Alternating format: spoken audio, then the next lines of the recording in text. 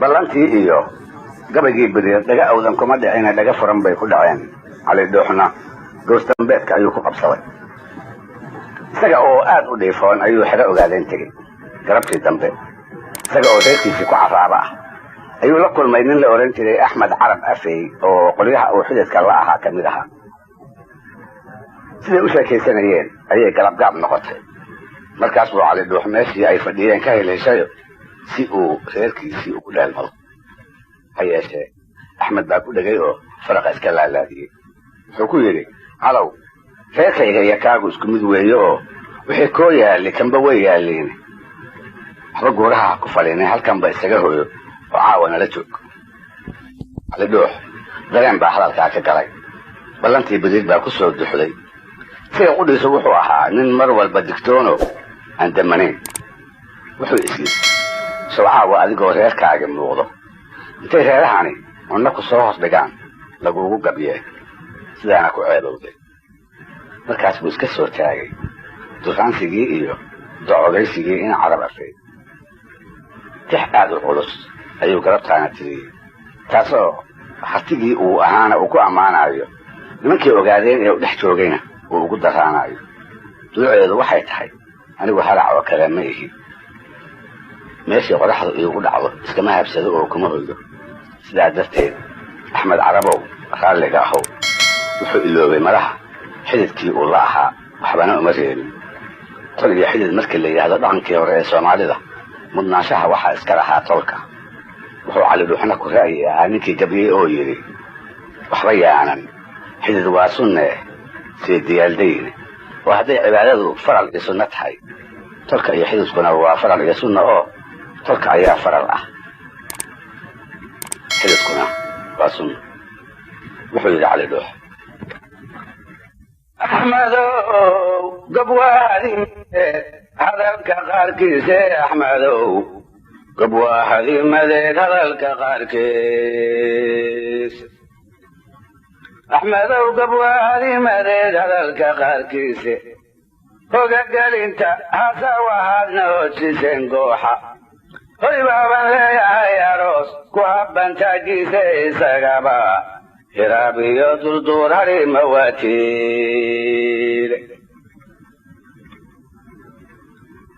isagaba hiraab iyo durduur hari mawatiile haruur waa diyaar halaaba gool waana la hubaaye canaha hareeradu ka badan haraada xeeldhaaqe haddaayaba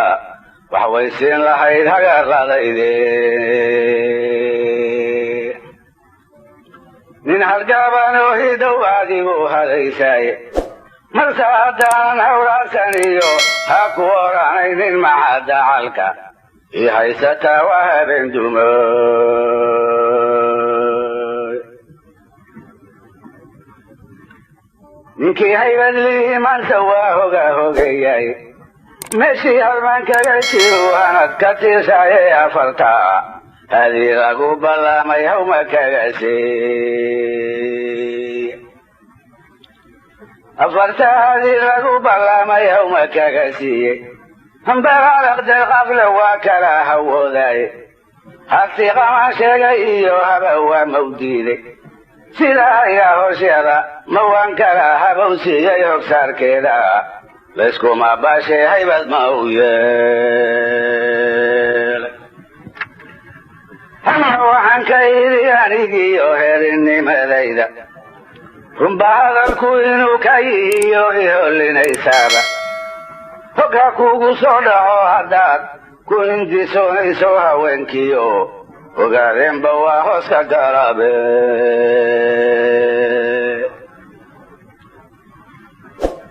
hog ha kuugu soo dhaco haddaad ku hindisoonayso haweenkiio ogaadeenba waa hoos ka galabeede meeshii habeen ugu dumay habash yidhaahdaanino hooyo anoo reer iskale waanan xumo mar haddaan hiiga sorku xiro waa halwaanayaaye waan la helay heshiga beri tilib la gedeeye iyo hadabka dhulkeeda oo hama laga buuxshay habkaad yeeli leedahay haddaan kugu hoggaan raaco hawey kullaytiyo midgaano reeba noqon habkaad yeeli leedahay haddaan kugu hoggaan raaco hawey kullaytiyo midgaano reeba noqon walaygu wada oballaynaysa dhaantadaay haweenkiiyo xaruurtaayo odhan hatuf baa yimid hareeraha intiinaya gaarooya han lay helanay dabadeedna waa lay horayn halacsidiise ninkii haybadii manse waa hogayahay meeshii halmaan kaga jiru hanad ka tirsayay afarta